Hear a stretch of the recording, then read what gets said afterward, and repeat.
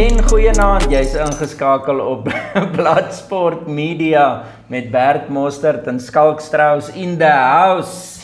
Hoe loop die dinge, Skalla? House in the house. Ja. Lekker.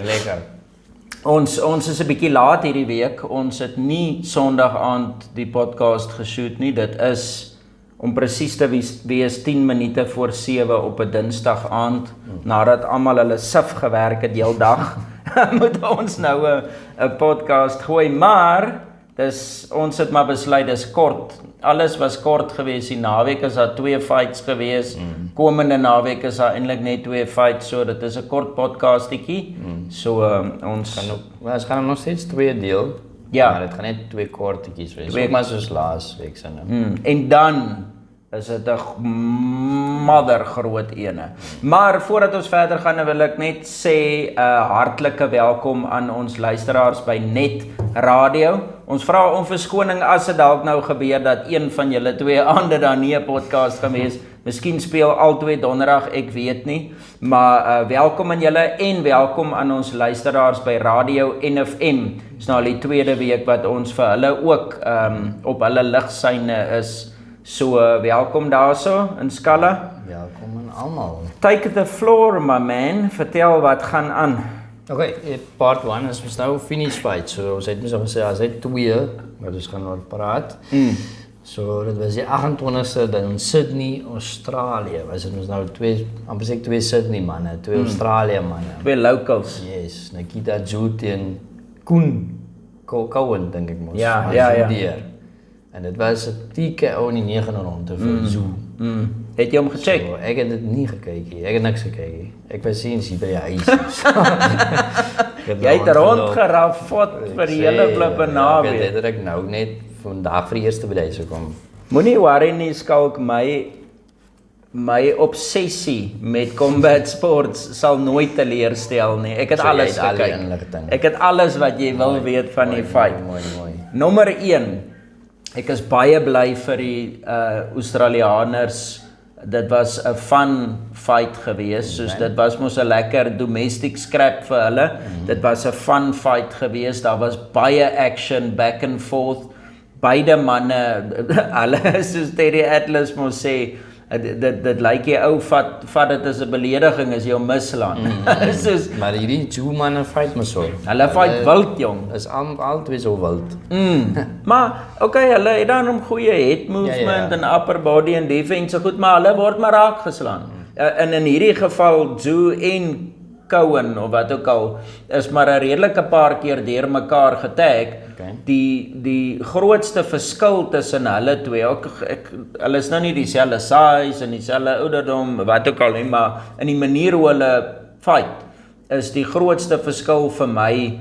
Jy kon definitief sien Tszyu het meer power. Hy's 'n southpaw, so hy staan met sy regterhand voor en as hy linkerhand stryd reguit uitskiet. My maat as hy vir Cowan vang, jy dan spat hy water van sy kop af en dan bakkel sy bene so of hy raak so styf.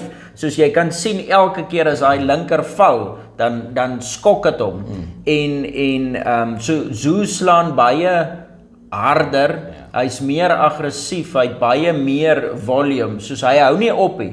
Hy kom heeltyd net vorentoe en wat ek nou nogals hou van hom is, hy slaan alles. Hy sien net 'n 1-2 of 'n deal vir daai nie. Soos baie ons 1-2 net heeltyd. Ja, of hoek heeltyd. Och, dit is flippend frustrerend, maar hy het sy southpaw jab, sy straight left, hy het 'n flippend goeie right hoek wat mos nou in die voorkant van sy lyf is.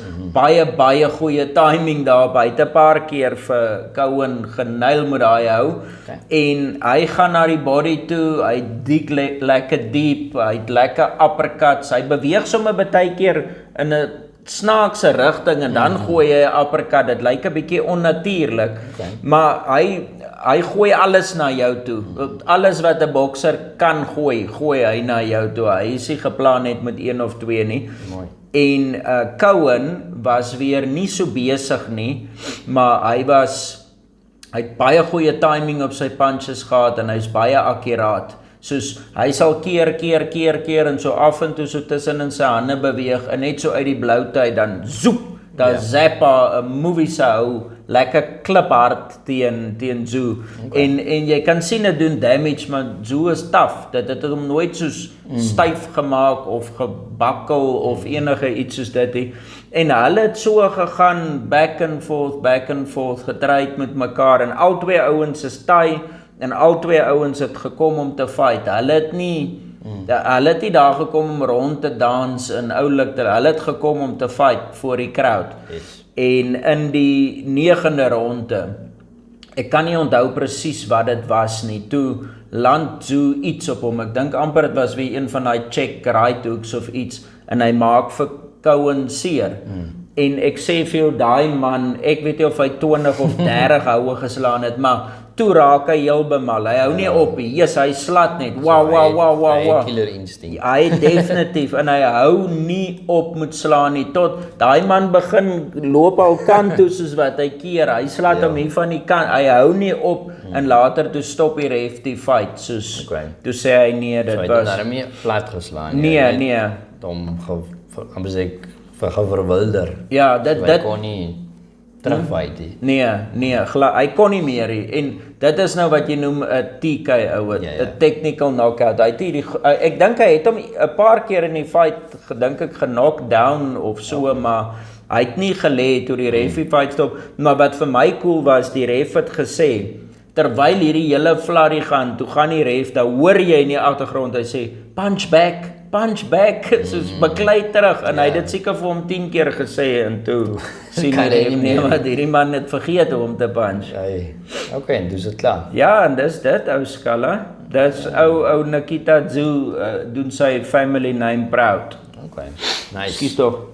En dan was het Diego Pacheco. Makic Solecki. Ek het die highlights gekyk. Is het? Ja, ons het dit Ja man, ja, dis reg, ek onthou dit. Maar net so die highlights gewys, maar Pacheco het hom genock-out in die 6de ronde. Ja, hy het hom as hy body shot. Ja, vieslik. En dit was 'n knockout. Dit was nie 'n TKO nie. Dis hy man loop lê daar, maar dit lyk hy krimp so. Hy lê net daar.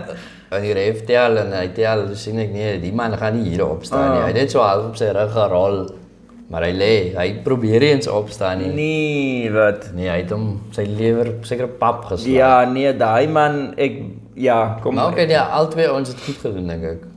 Solecki, daarmee swak gedoen. Hy het ook vir Pacheco 'n paar keer aangeslaan. Ja, so. En hy was sommer aggressief. Partykeer het hy ingekom so en hy het laat loop. Dit is eintlik 'n kwai fight ook geweest. Tot die 6de ronde. Tot daai ou geval het, dus alles verby, net so. Maar dit was die kwaaiste deel van die fight gewees. Yes. 'n paar goeters wat ek nie laas, dit wys jou maar net hoe leer 'n mens nie net voor 'n fight nie, maar na 'n fight ook. Soos ek het nog nooit in my lewe gehoor van Diego Pacheco nie. En hier sit hulle hom op 'n DAZN mynkaarte wat ook al, en toe ons die vorige ding gedoen het, toe het ek nie veel ek het maar loop kyk wie is hy en wat maak hy en hoe lyk sy rekord en so highlights en goeders, maar nie veel meer nie. Toe nou na die tyd, toe kom dit uit, of toe hoor ek nou, hierdie man hy train saam met Benavides, wat Jose Benavides Jr. of wat, die monster, die Mexican monster. Hy train saam met hom, hy spar saam met hom, hulle is in dieselfde weight division of Mexican monster het ons nou opgegaan, een weight op, en Benavides se pa, senior, is hierdie Pacheco se trainer. Okay. So dit maak nou sin, hoekom hy so goed is. En die ander ding is, wat ek amper nie kon geglo het, hy was, ek weet nie of het laas jaar was, of, ekskuus tog man, my neus, 'n tydjie terug was hy, hierdie Dan Rayfield, wat mos die lead journalist vir ESPN was, en het hulle hom gefire, ek weet nie, wat was die rede gewees nie, maar nou het hy mos sy eie, hy skryf nou net self, en hy doen interviews en podcasts, hy doen eintlik baie goed vir homself. Nou, sy brand is soos Fight Freaks Unite, dis sy brand. En dan praat hy ook van almal wat nou fans is, hulle is nou die freaks, hulle is die Fight Freaks. En hy sê, hierdie Pacheco was 'n paar jaar terug, was hy die Fight Freaks Unite prospect of the year gewees. So dit wys jou eintlik en as Dan Rayfield sê iemand is 'n prospect of the year, dan tik dit 'n klomp bokse. So ja, top prospect, hy's die eerste ou wat vir Soletjie gestop het. Wat impressive is, Soletjie se 2 defeats het nie teen Bams gekom nie, dit was teen hy Demetrius Andrade en teen Daniel Jacobs, wat al 2 ouens is wat redelike power het en 'n klomp ouens al genockout het. Maar dit was al 2 met punte geweest. Al 2 met punte het hy verloor, so dis nogal 'n statement om 'n ou te knockout nog binne die eerste 6. Yep. So dit het nie eens nog langer gegaan nie.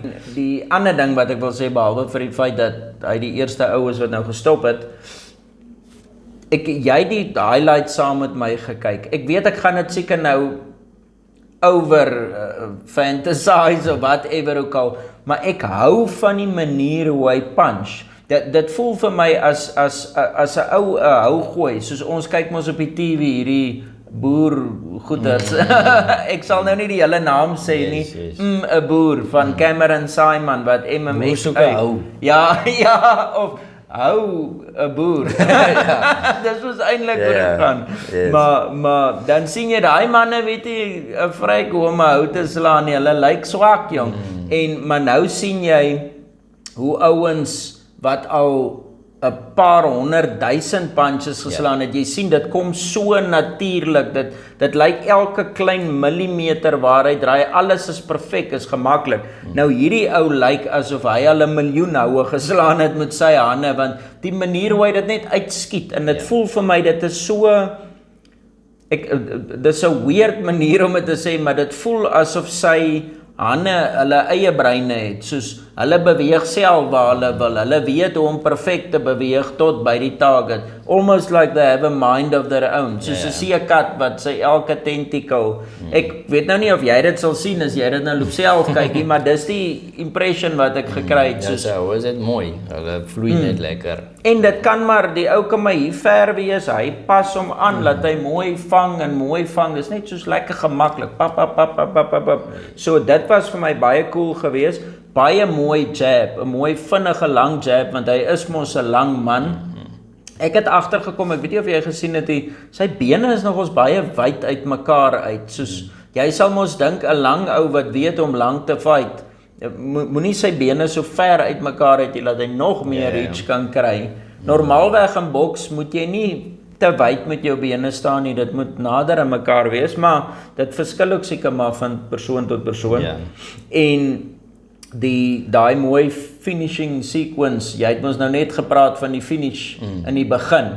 Wat gebeur het is, hy het gestaan en bla bla bla, en toe kom hy in met 'n 1-2, maar hy die 1 geslaan, die jab, en die 2, toe hy dit gooi, toe gaan die ou die kant toe, soos toe slip hy mos weg van die power af, en toe hy daai kant toe slip, toe raak het net so liggies teen die kant van sy kop. Jy kan sien sy regterhand bons so af van die punt van sy kop af, en nou staan hy die kant en die ander ou staan daai kant, en toe bring hy daai, maar dit het mos soos 'n uppercut, hoek hybrid gelyk, maar perfek, op die lewer, en toe's dit, rol hy man, neusie verby, toe kan daai man nie meer saam, lewer verby. Ja, hoe sê daai ouens, die commentators, hulle het nogals cool gesê, hulle sê, you take his wallet, you reach for his wallet from the back pocket, of so iets. Ja, ek kan onthou hulle so iets sê, maar ek kan nie die presiese. Ja, is 'n oulike analogy, jy moet hy lewer loop haal agter. Hier sien uit hy sak uit dan. Ja, 'n pickpocket die man. Ja.